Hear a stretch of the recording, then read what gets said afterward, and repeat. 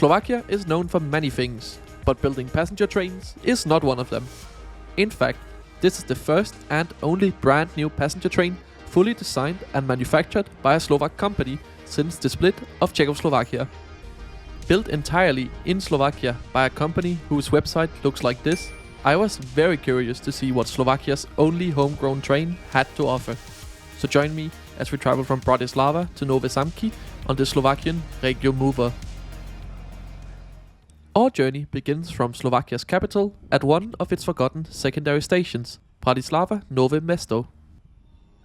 Located a little outside of the city center, you will usually have to take tramline 4 to get here.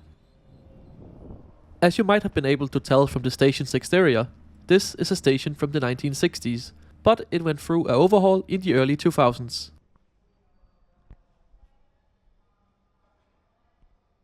The station is very quiet, only being served by a couple of smaller regional trains every hour.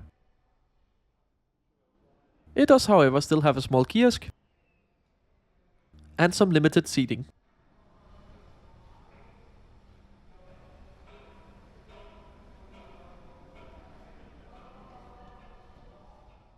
There was also some cool artwork hidden away up on the closed-off second floor. By the departure board, you'll find the station's ticket office. However, I have bought my ticket online today, so there's no need to go here. Our 12:31 regional express service to Nitra that continues on to Nové Zámky is already ready on platform 2. I will say the station here does feel quite unloved and empty, giving it a bit of a dark and unpleasant feeling. And getting out of the underpass didn't even help on this, as the station during off-peak hours is used to staple out-of-service trains, such as this Class 757 locomotive just waiting for its next duty, or this shunting locomotive that's just kinda been left here. In general, it just feels like a slightly abandoned and forgotten place, where every once in a while a small little local train comes and drops off a few passengers. This is a Leo Express train, probably most well known for their open access service in the Czech Republic, but they also won a contract to operate a few regional lines around Bratislava. But enough about other trains, here's the star of today's video, the Class 861 REGIOMOVER.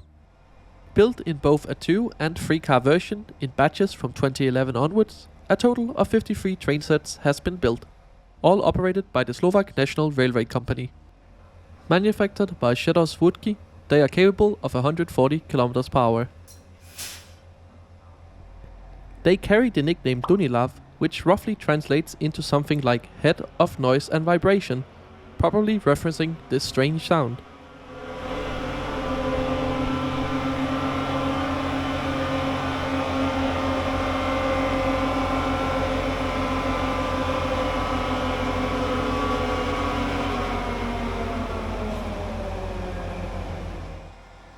But I'm sure someone with better knowledge of the Slovak railways can tell us the exact translation and reasoning in the comments. We'll dive into why Slovakia decided to build these trains a bit later in the video, but as departure time is approaching, it's time to go grab a seat. As this is a regional train, there's no seat reservation and you can just grab any available seat. I put my bag on the shelf and grabbed this random pair of 4.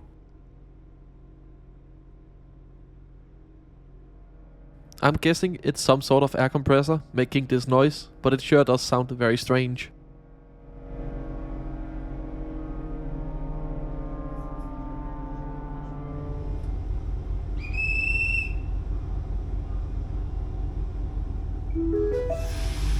Dámy a páni, v mene železničnej spoločnosti Slovensko vás vítame vo vlaku a prajeme vám príjemnú cestu. Nasleduje stanica Bratislava Predmestie. With an on-time departure, we are now heading up towards Slovakia's most important railway line, the main line between Bratislava and Košice via Poprad. But first we stop at another one of Bratislava's suburban stations,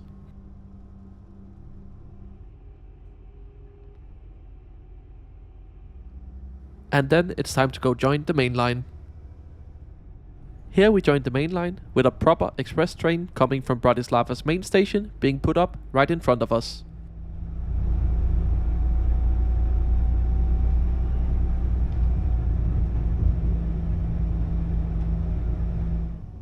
And with us now well underway, let's take a closer look at the route map for today's journey.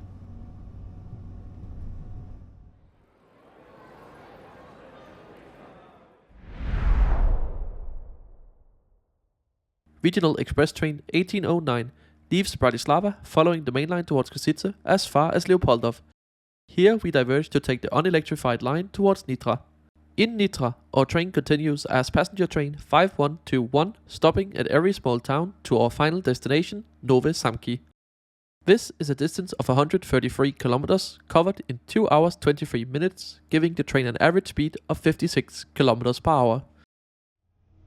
Having joined the main line now, our train can continue running at its maximum speed of 140 kilometers per hour. And this seems like a good time to take a look at the seats. Keeping in mind, this is a train oriented for short distance regional and local service. Some padding is provided on the slight winged headrest, and the seats are also well padded enough for these short 2-3 hour journeys. Luggage can be placed either under the seats or on the racks above. Power outlets are found between the windows.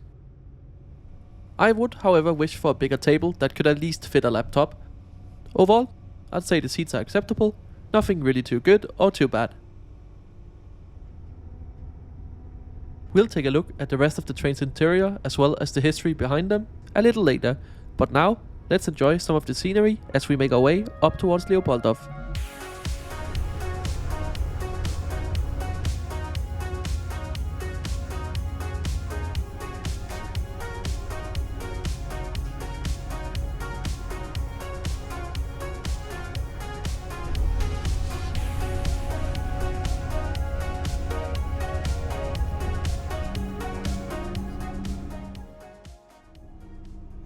As our train will get really busy with school kids in Leopoldov, it's time to have a look at the rest of the interior.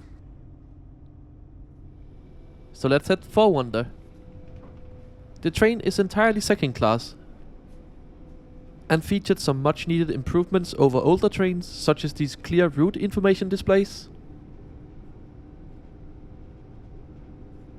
The entire train features second class in a 2+2 layout. Most of the seats are around a table, but there are a few airline-style ones. And while the train is not entirely low floor, another motivation for ordering these trains were to improve accessibility, as they have mostly replaced older trains featuring high floors. This also means there's now an accessible toilet on board, which we can go have a look at. As you can see, it's looking pretty okay. The flush is working without issue, both liquid and hard soap was provided, and the water works fine too.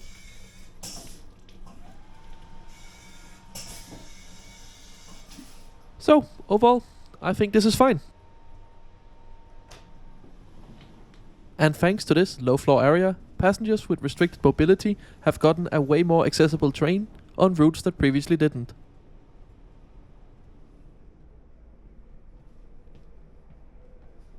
And with the rest of the train's interior being largely similar, it's time to head back to my seat.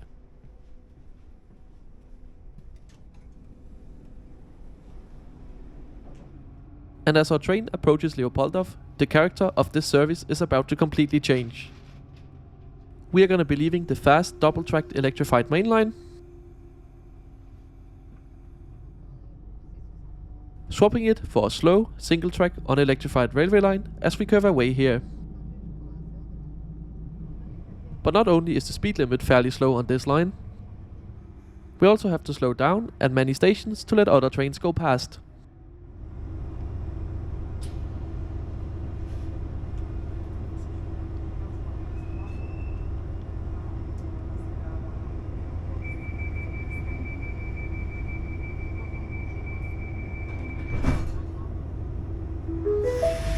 Nasleduje stanica Alekšince.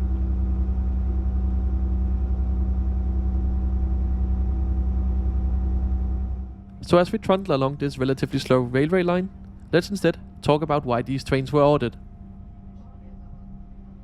Around 2008, Slovakia wanted to improve accessibility and replace its aging diesel locomotives that were being used on many secondary routes. As part of this effort, a tender was issued for new diesel multiple units. However, the two major players for this kind of train, such as Alstom with their Lind and Siemens with their Desiro, showed little interest in bidding for this tender, with the tender ultimately failing. After the first tender failed, and I'm speculating a bit here, some internal dealings, it was announced in 2009 that ZOS Vrútky, a company previously known for building similar trains in cooperation with Stadler, had won the second tender to build 12 new trains.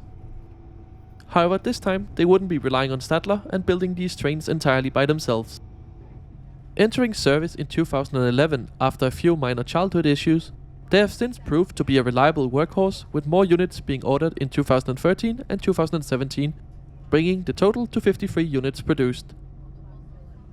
And with all that talk, we have already made it to Nitra, where this service technically terminates. However, after a scheduled stop of just 2 minutes, it continues further south as a stopping service for Nové Zámky. And I really do mean stopping service, because we make stops literally anywhere with just a few houses.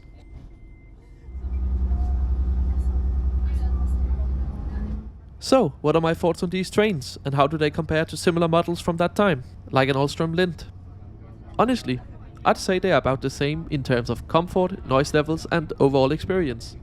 So if these trains were able to be built in any combination of faster, cheaper or better while supporting the local economy, I think Slovakia got a really good deal on these.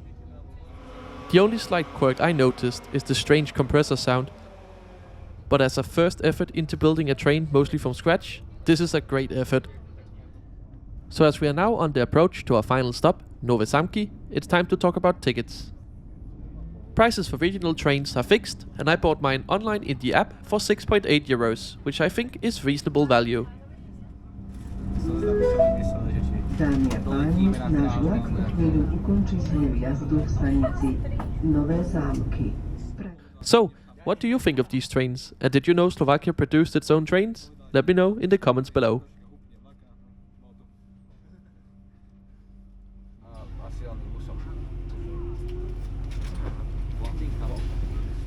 Thank you so much for joining me on this trip. If you want to see more videos like this, make sure you are subscribed to the channel, as I try to post a new one every Sunday. You can also follow me over on Blue Sky at intercitysimon.com. I usually post live from my travels over there, so it's a great place to get a sneak peek at what videos might be coming to the channel in the future. Thanks for watching.